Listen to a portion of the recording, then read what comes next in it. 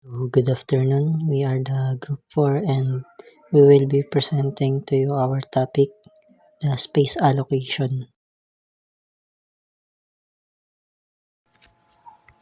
So the learning objectives are at the end of that chapter, the students will be able to identify space and its allocation of an area, which would include the working environment for hospitality and tourism facilities. Recognize the different job requirements for space allocation. Next po.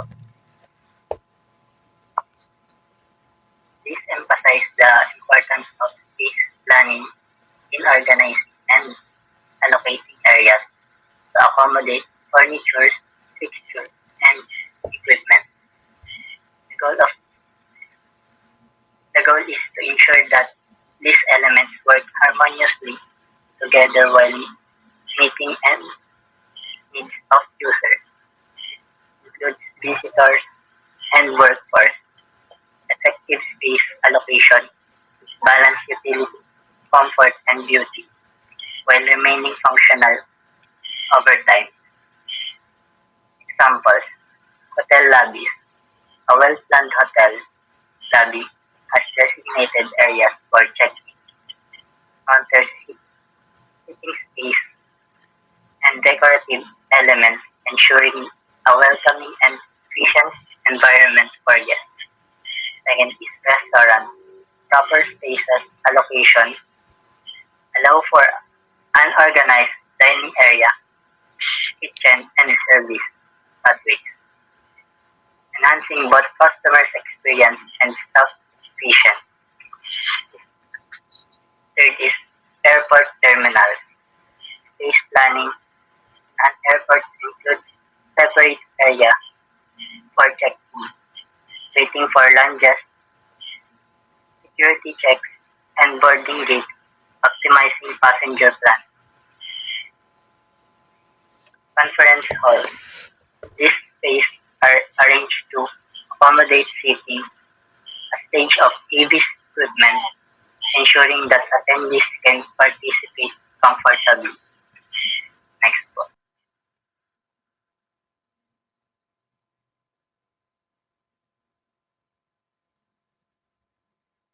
These are the characteristics of a well-planned space.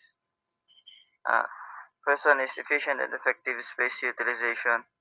The rate of room and spaces should be properly utilized by determining the use of the space.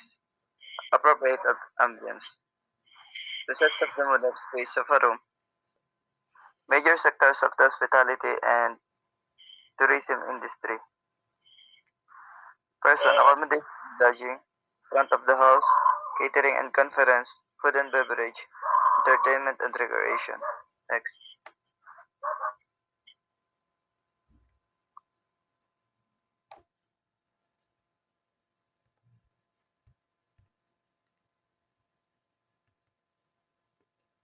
Accommodation and lodging, a key sector in the hospitality and tourism industry. Accommodation include hotels, motels, hostels, houses, and resort, classified by size, location, service, and market function. Hotels range from budget 1 star 15 to 20 square meter to luxury and 5-star 90 to 110 square meter. Factor like proximity to attraction, ownership type, and industry ratings influence classification. Understanding these factors helps travel choose the stays, whether for business, leisure, or exclusive resort experience. Next.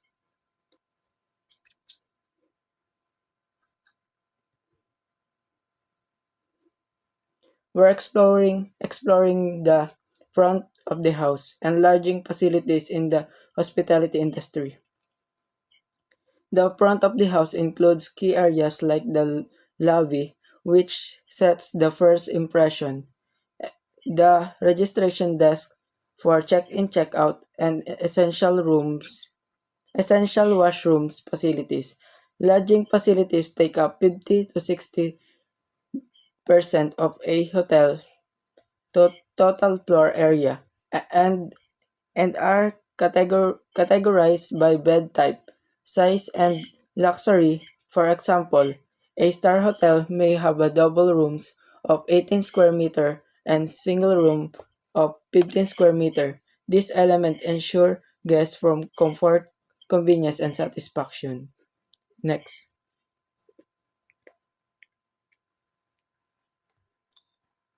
Catering and conference. Restaurants allocate 70% of space for guests, 30% for support areas. Dining space varies by type. Banquet ranges for 0.90 to 1.0 square meter per seat. Fine dining ranges from 1.70 to 1.90 square meter per seat. Cafeteria ranges for 1.50 to 1.70 square meter per seat. Table service, club restaurant, hotel ranges from 1.40 to 1.70 square meter per seat.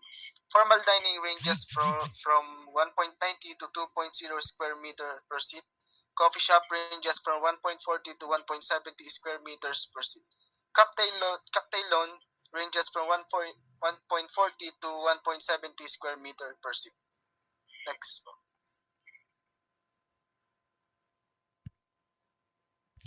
Retail shop allocates 0.09 to 0.14 square meter per guest room. Function space like ballrooms, meeting rooms ranges from 0.9 to 1.5 square meter per seat. Amenities and recreational areas vary. Playground, pools, 0.9 to 1.9 square meter.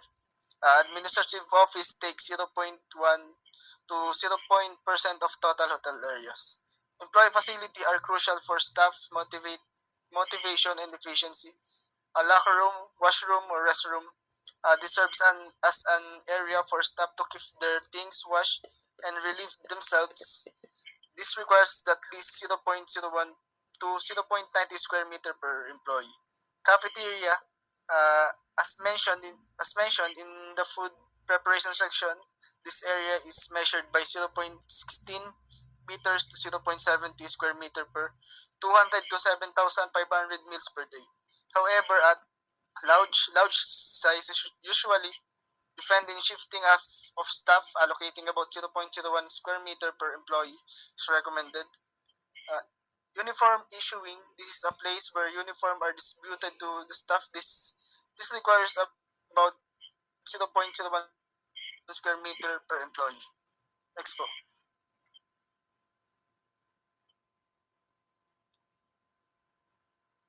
Back of house, ancillary and service facilities. Service facilities are areas usually unseen by guests but are essential for operational efficiency.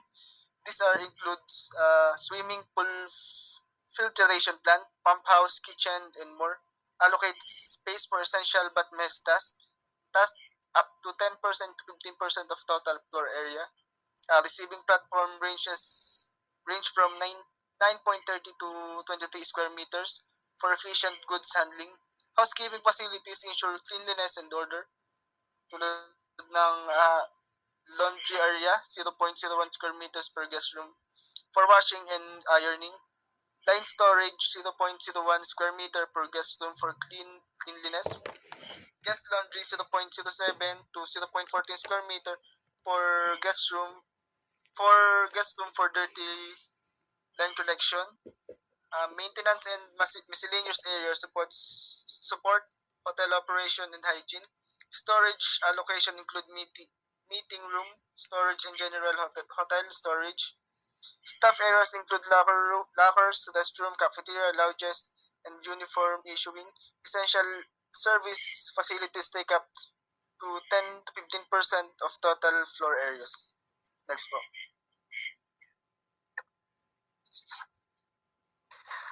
The food and beverages industry focus on packaging, delivering, and serving food and drinks to customer. It includes restaurant, cafes, fast foods outlets, and catering service and cafeterias. In the hospitality sector, food and beverages service also found in hotels, stadium, airlines, and cruise ship. The main goal is to provide quality meals and drinks to guests efficient. Next po. Restaurant. So, restaurant, there are several types of restaurants such as fast food, casual and contemporary casual dining, buffet, and fine dining. Types of the restaurant is fast food, casual dining, and fine dining. And catering and banquets required storage area, chairs, tables, and specialized equipment. Airlines and cruise ship offer offer diverse dining option from buffet to the fine dining facilities design consideration. Dining area is 60 to 70 degree of floor space. Then kitchen area is 30 to 40% of floor space, storage and miscellaneous area. Kitchen kitchen kitchen areas. Main cooking area, meat preparation, salad preparation, sandwich preparation, vegetable preparation, baking station, serving area, auxiliary area, dishwashing, then administration and storage. Storage area.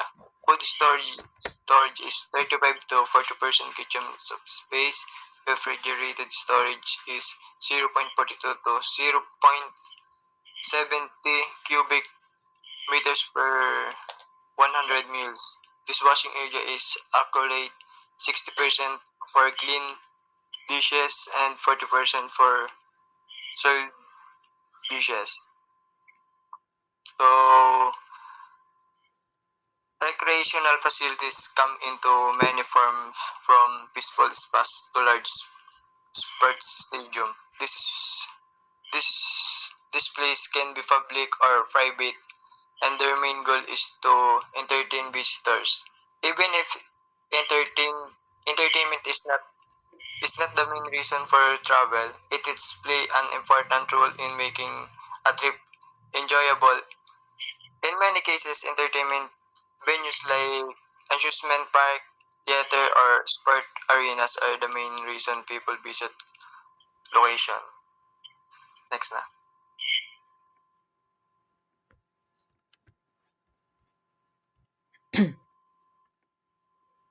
Entertainment facilities in the hospitality industry. These facilities enhance guest experience through leisure and creation. Sports complexes offer spaces for various physical activities, while shopping facilities include specialized shops, retail chains, department stores, shopping arcades, and malls. Spas provide relaxation through massages and sauna, promoting wellness. Cinema entertain guests with with film screening, and casino offer gambling and luck-based games. Many resorts and hotels integrate these amenities for a complete guest experience. These facilities play a crucial role in tourism, attracting visitors and ensuring enjoyable stay. Next. Tourist information methods offline. Tourist information offices leaflets are it can be you can visit their information through walk-in or in place on online website social media accounts by you can visit their website. Challenges of space allocation, cost of purchasing or renting spaces, ensuring staff safely and brand ambience. Solution for efficient space use. Identify key products and services. Ensure pop-up counterparts replicate main offerings. Multifunctional equipment. Avoid redundancy to save space. Visual illusions. Create a window-like effect to enhance perceived space. And for maximum Maximize wall space. Use wall-mounted fixtures instead of floor-standing furniture. Layered lighting. Combine natural and artificial light to create a sense of openness. That's all. Thank you.